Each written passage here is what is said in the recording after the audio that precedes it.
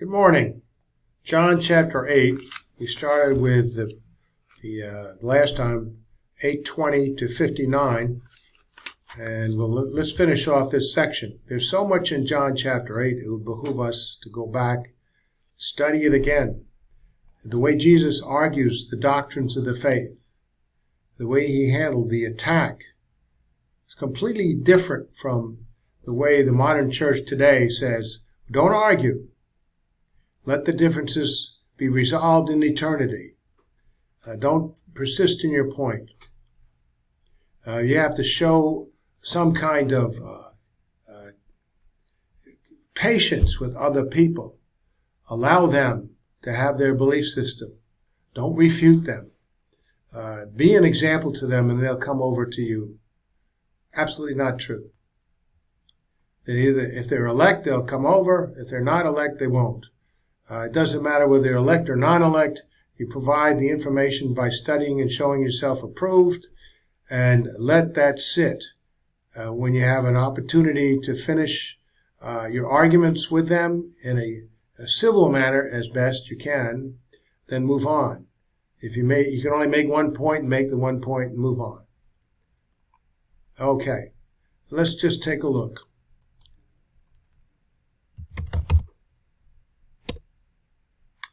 We're at the Bible study manuals. I still have this cold, working on it, getting it out of my system. Bible study manuals website front page. Click on the picture. We're looking for John 8:20 to 59. So John chapter 8.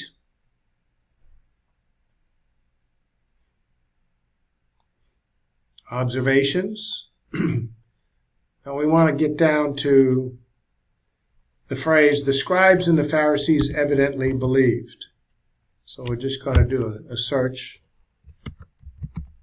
The scribes and Pharisees evidently believed.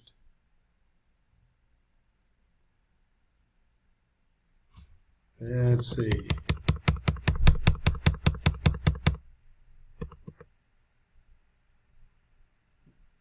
Oh, the scribes and the Pharisees. I didn't put the word the. See that? Careful search. The scribes and the Pharisees. Evidently. There we go. Believed. That's our stopping off point. Let's back off and overlap a little bit. What are we looking at?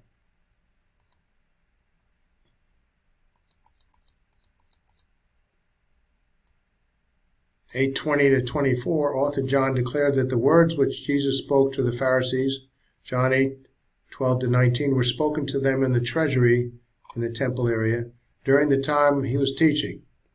And no one laid hands on him, for this time had not yet come for his time. Then again Jesus spoke to the Pharisees, telling them he was going away, and they will seek him, and they will die in their sins, and their sin, singular. And that where he goes, they cannot come. Whereupon the Pharisees said, will he not kill himself because he says, where I go, you cannot come? Their thinking is scarily crazy.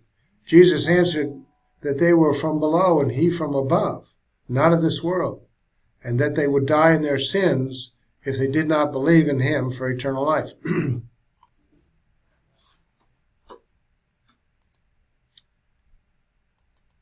Did Jesus dust off his shoes? Oh, we can't argue anymore? No. He keeps on going.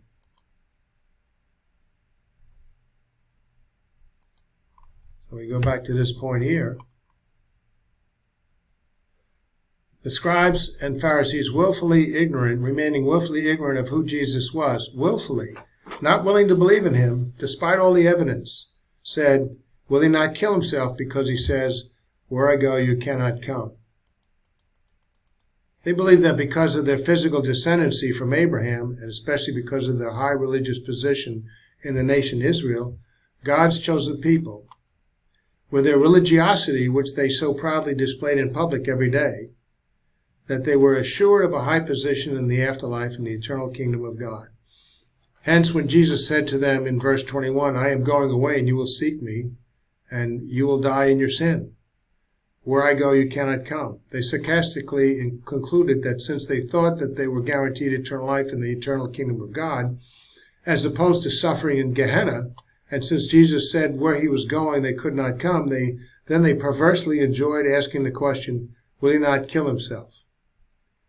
Concluding that Jesus must be going to kill himself due to the Greek participle, which is spelled this way, rendered not, implying an affirmative answer that he was going to kill himself and end up being eternally punished in Gehenna for committing suicide. Another false notion which came out of their perverse, self-serving, unbiblical religiosity. Notice that they completely ignored Jesus' statement in verse 21, I am going away and you will seek me, and you will die in your sin. Where I go, you cannot come. A statement which clearly confirms that Jesus was speaking of his death and his presence in heaven.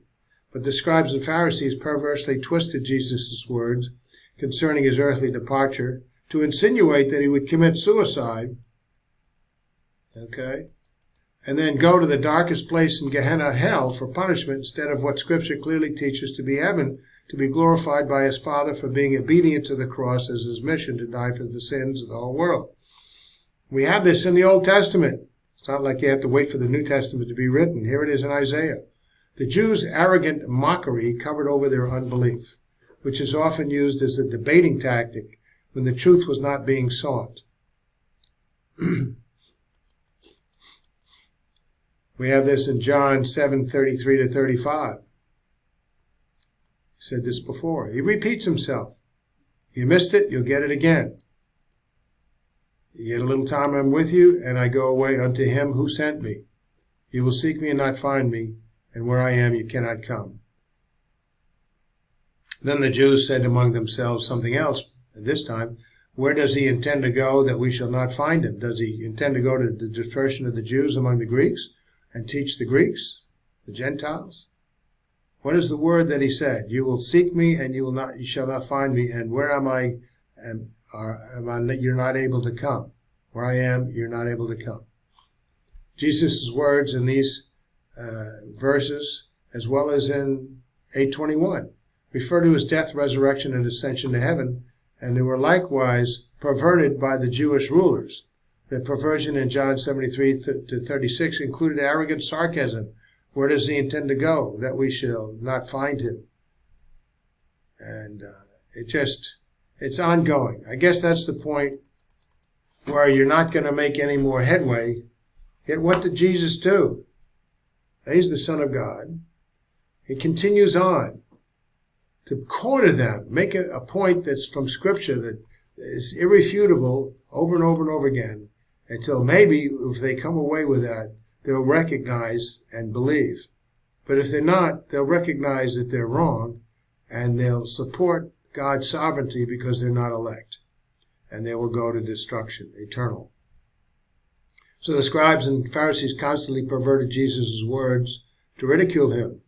Here in John 7:35-36, they implied that since Jesus could not convince the Jewish rulers in Jerusalem of his teaching, that he was going to go away and hide himself amongst the Hellenistic Jews of the dispersion and the Greeks, the Gentiles, and try to teach them instead. Sarcasm. In response to the scribes and Pharisees' accusation of suicide in John 8:22, Jesus was saying to them and to all mankind in John 8:23, you are from below and I am from above. You are of this world and I am not of this world. The phrase rendered you are from below and you are of this world speak of the whole human race, which is separated from being with the Father and the Son in heaven by a sin nature, which commits acts of sin. This is not to say that from below means Gehenna, the lake of fire, as some contend. For none of the rulers nor the human race originated in Gehenna or the lake of fire, nor will all of them be destined for there. Remember, all of us are born from below on the earth out of the sin nature. Only by trusting in Christ do we have a promise of getting rid of that evil nature and transforming ourselves into a perfect human body just like the Christ's. Only those who did not believe that Jesus was I am were the ones that would be destined for eternal destruction. But it does indicate that since humanity is of the world, all men have a sin nature, with the exception of Jesus himself, and need forgiveness of sin. This is implied in Jesus' statement in 8:21, you will die in your sin. The phrase, I am from above and I am not of this world, speak of Jesus declaring from whence he came into the world. He came from above, from heaven. This implies that he's the eternal, the unique Son of God, a declaration of his deity. And just for emphasis, Jesus repeated himself. Therefore I said to you that you will die in your sins. For if you do not believe that I am, meaning deity, you will die in your sins. That's the title for the Messiah and a strong affirmation of deity. We have this in Exodus 3:14, Isaiah 43:10-11. I am God, and beside me there is no Savior. Be my witnesses, I too am a witness, saith the Lord, and my servant whom I have chosen, that ye may know and believe and understand that I am. Before me there was no other God, and after me there shall be none. What do the Jehovah's Witnesses say? Jesus is a God. It's not even in the text, a.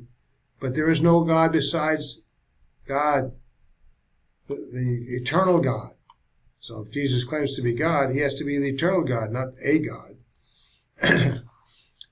So Jesus in 8:24 referred to himself as I am, meaning God and Savior, in this specific context as the Christ, the Messiah, both God and man, who was to come from God, who would make provision for one's sins and in the future rule on the throne of David. Here we go, Isaiah. Look at these places. Look them up. They're amazing. People twist and turn when you quote Isaiah 9:6-7. Everlasting Father. That's who Jesus is, the Son of Israel, child born of God of Israel. Notice the word rendered sins in John 8:24 is plural, signifying that those who do not believe in Jesus for forgiveness of sins unto eternal life in the eternal kingdom of God will carry their capacity to sin and commit further acts of sin out of that nature to suffer the effects of their own self-destruction and destructive evil for the rest of eternity in Gehenna, the lake of fire, after they die. You don't get a chance to be changed. Thank goodness I'm going to be changed, because I would not be satisfactory in this sin-natured body right now to go to heaven, even though I've been promised that. God's going to promise you, but he's going to change you so that you'll be adequate, be perfect for eternal destination in heaven. Despite the fact that Jesus paid the price for the sins so that they should not have suffered, need not have suffered for the rest of eternity. They could have, but they won't be changed. Since one who does not believe in Jesus dies in one's sins, then one who does believe in Jesus being I am would be forgiven of one's sins and enter into a new and eternal life after they die that is characterized by righteousness, implying that their natures will be changed to righteous ones. That's the implication. Scripture, we have direct stipulation and we have implication. So in B, 85-27, we'll move on to that next time.